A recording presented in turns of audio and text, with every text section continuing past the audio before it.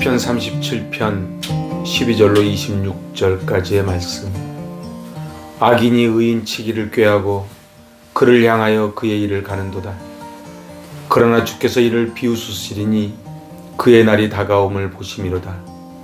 악인이 칼을 빼고 활을 당겨 가난하고 궁핍한 자를 엎드러뜨리며 행위가 정직한 자를 죽이고자 하나 그들의 칼은 오히려 그들의 양심을 찌르고 그들의 활은 부러지리로다.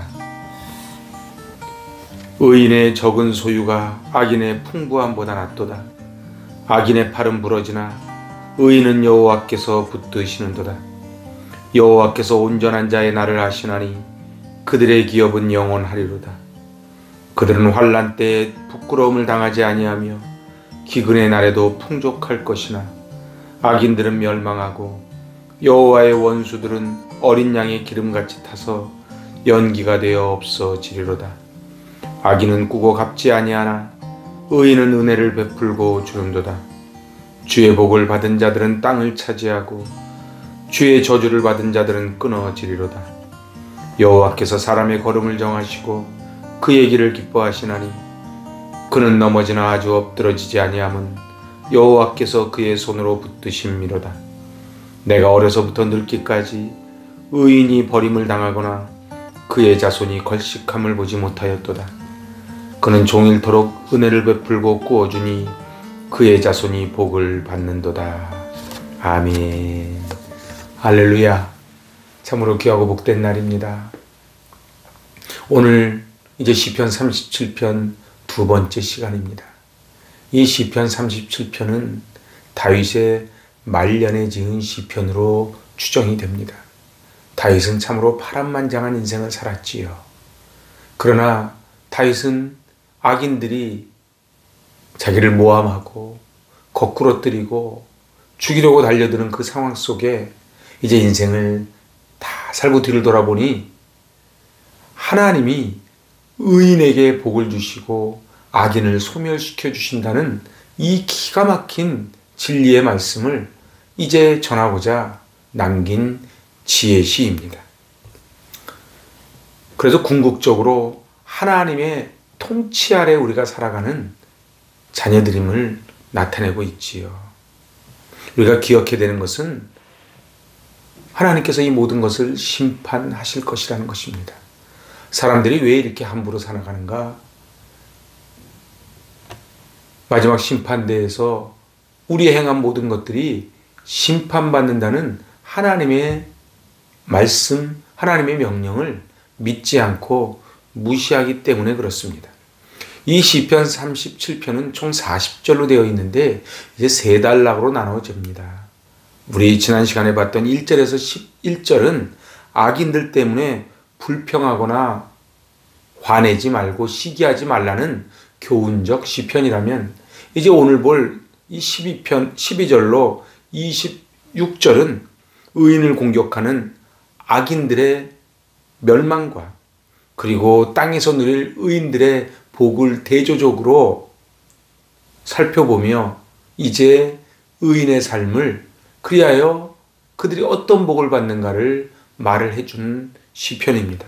그럼 마지막 27절에서 40절은 의인을 향한 권면 그리고 악을 떠나 여호와를 바라고 그 도를 지키라고 말씀하며 시편 37편은 마무리가 되지요. 이제 오늘 이 12절로 26절의 말씀을 통해 놀라운 하늘의 귀한 비밀을 깨달아 하는 시간 되시길 바랍니다. 오늘 이 12절은 이렇게 시작합니다. 악인이 의인 치기를 꾀하고 그를 향하여 그의 일을 가는도다. 일을 가는 것은 분노를 참지 못하고 표출하는 것을 표현하는 행위입니다. 그런데 놀라운 것은 악인이 의인을 미워하는 까닭이 없습니다. 그냥 미운 거예요. 대표적인 예가 사울의 분노입니다. 사울은 그 민족의 원수 블레셋, 그 블레셋의 장수 골리앗을 어찌할지 모를 때에 혜성과 같이 다윗이 나타나서 그 골리앗을 물리쳤지요. 얼마나 이 다윗이 고맙겠습니까? 그런데 사울은 천천히요 다윗은 만만이라는 이 여인들의 소리를 듣고 그만 이 사울은 영의 귀가 가리고 영의 눈이 가리고 그만 분노와 시기로 가득 차 이제 다윗을 그렇게 죽이려고 10년을 넘게 쫓아다닙니다. 결과가 어떻게 됩니까? 벳산 성벽에서 사울과 자녀들은 못 박혀 죽고 나라는 어려움에 당하지요. 이제 오늘 그 악인들이 의인치기를 꾀하고 이를 가는 이 말도 안 되는 상황 속에 13절은 이제 악인에 대한 하나님의 반응입니다. 근데 13절 맨 앞에는 왜냐하면이 들어있습니다. 그러나 주께서 그를 비웃으시리니 그의 날이 다가옴을 보심이로다. 하나님께서 악인의 꾀를 비웃으시는 이유가 뭐라고요? 그의 날을 보고 있기 때문에 그렇다는 거예요. 악인들은 자기들이 심판당할 줄 모르고 의인을 괴롭히고 그리고 자기들이 정말 잘난 줄 알고 교만하게 살아갑니다. 마치 이 비유는 어느 사자가 이제 노루 한 마리를 잡기 위하여 열심을 다합니다. 그런데 그 옆에는 바로 사냥꾼이 이 사자를 총을 겨누고 있는데 이 사자는 그것도 모른 채 이 노루 한 마리를 잡기 위해 그 사냥꾼의 총을 의식하지 못하고 마냥 노루를 잡고 기뻐하는 모습과 흡사 같다거나 할 것입니다. 우리네 인생이 그 마지막은 심판이 있고 심판 후에는 반드시 자기가 한 것에 대한 보응을 받을 것이라는 것을 정말 안다면 과연 사람들이 함부로 그렇게 살아가겠습니까? 오늘 14절에서 15절입니다. 악인이 칼을 빼고 활을 당겨 가난하고 궁핍한 자를 엎드러뜨리며 행위가 정직한 자를 죽이고자 하나 그들의 칼은 오히려 그들의 양심을 찌르고 그들의 활은 부러지리로다. 칼과 활은 공격형의 대표적인 무기이지요. 저들은 가난하고 궁핍한 자, 바로 가장 약한 자들을 엎드려뜨립니다. 그리고 행위가 정직한 자, 의인들을 미워하지요. 여기서 결국은 저들은 양심을 찌릅니다. 양심은 심장입니다.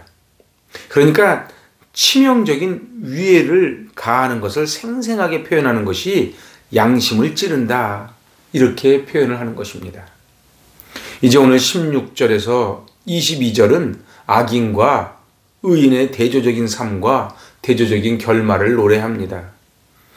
오늘 16절 이렇게 말합니다. 의인의 적은 소유가 악인의 풍부함보다 낫도다.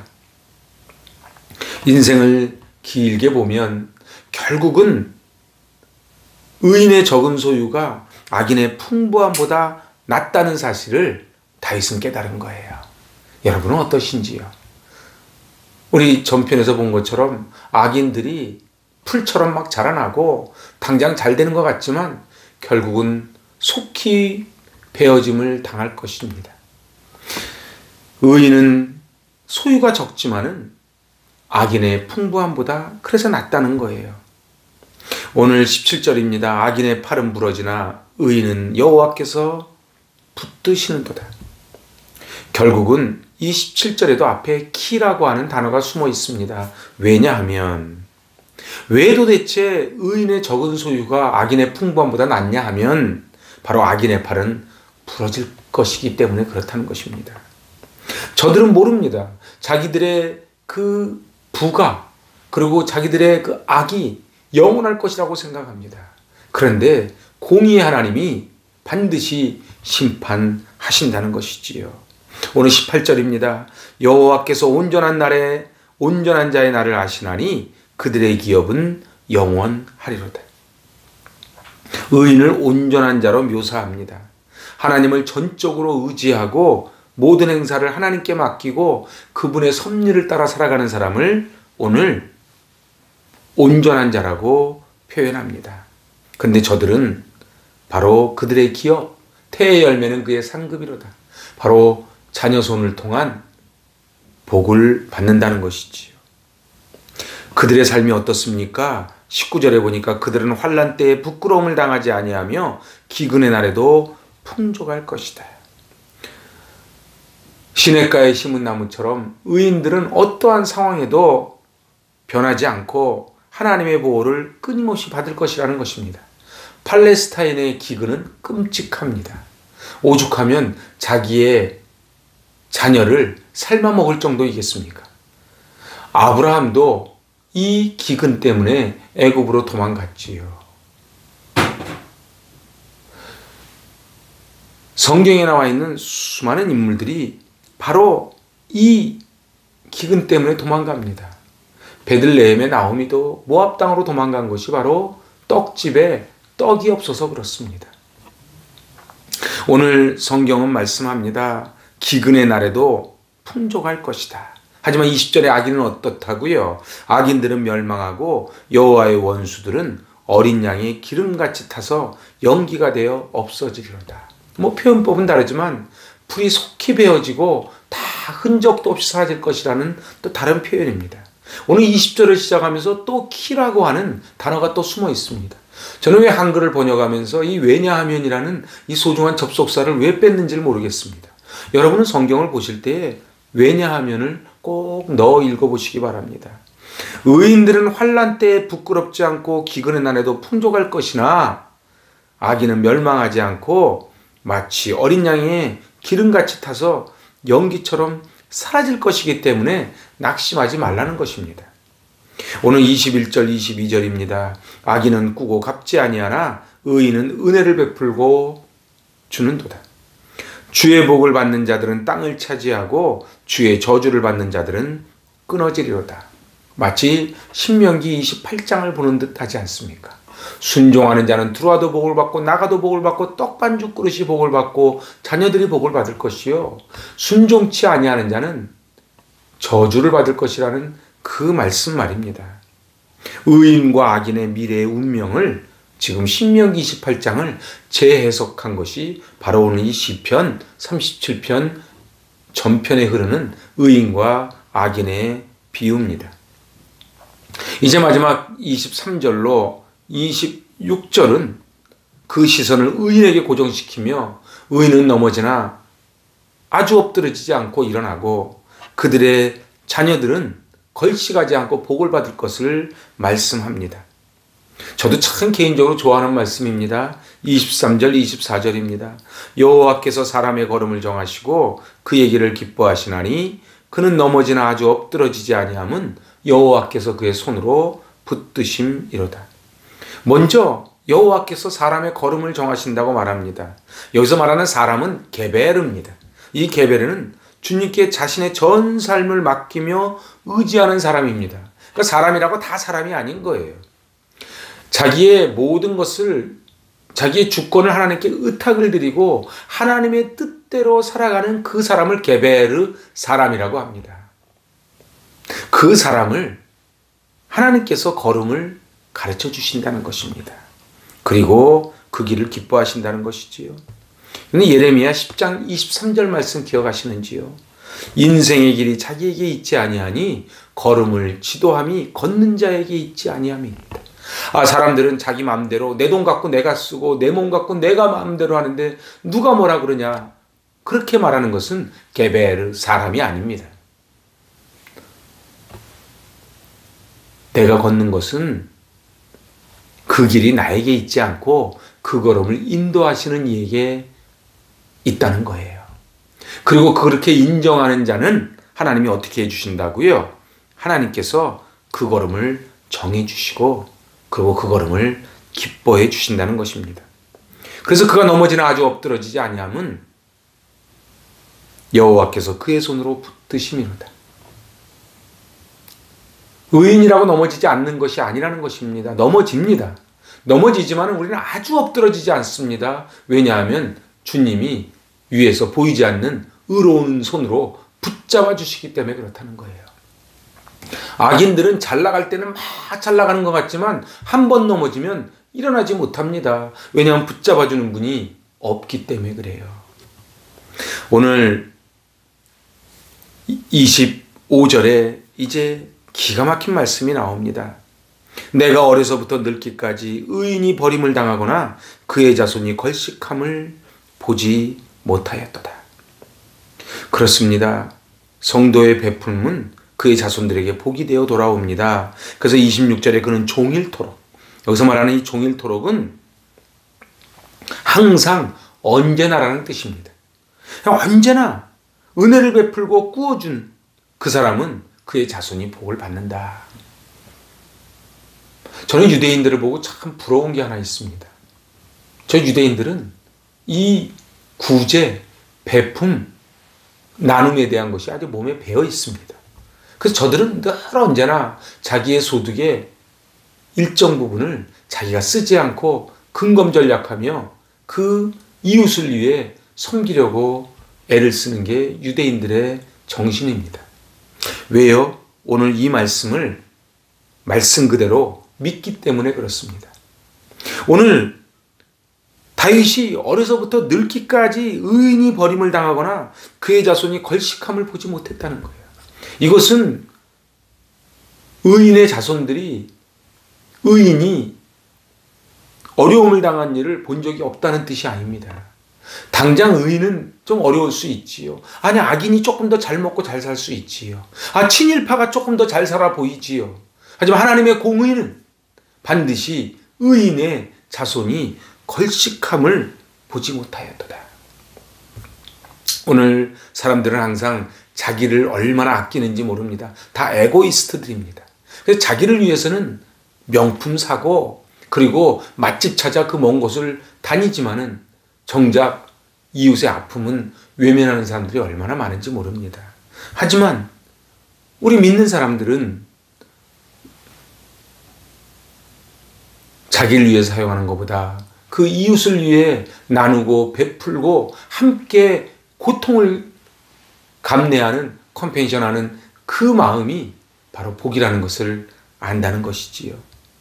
오늘 자기의 후손들에게 자기가 재산을 많이 남겨주면 저들 잘 살 거라고 생각하는 거예요.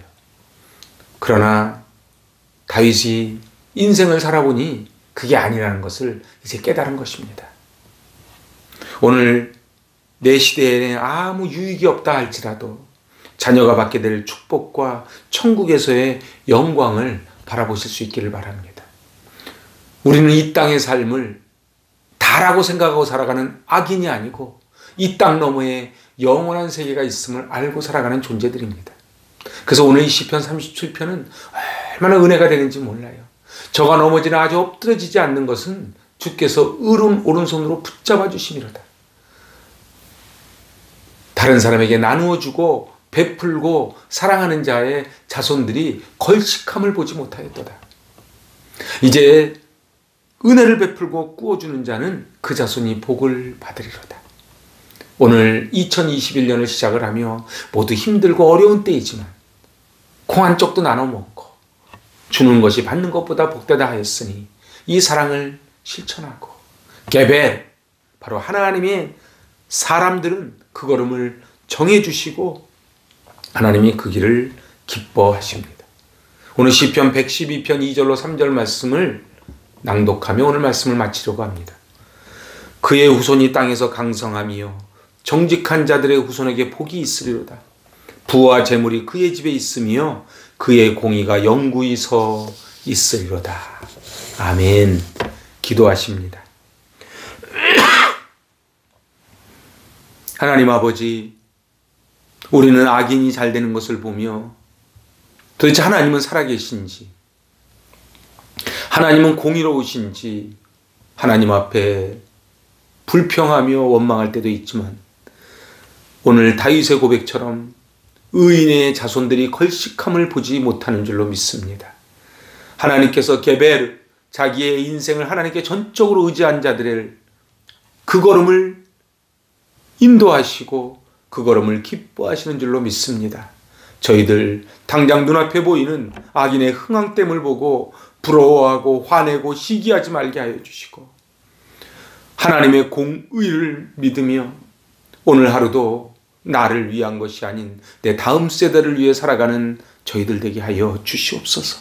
세상 사람들은 당장 눈앞에 보이는 것이 다인 양 살아가지만 저희는 그 너머에 영원한 세계가 있음을 믿습니다.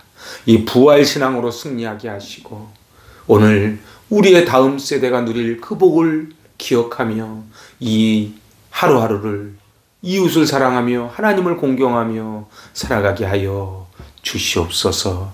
예수님의 이름으로 감사하며 기도하옵나이다. 아멘. 할렐루야.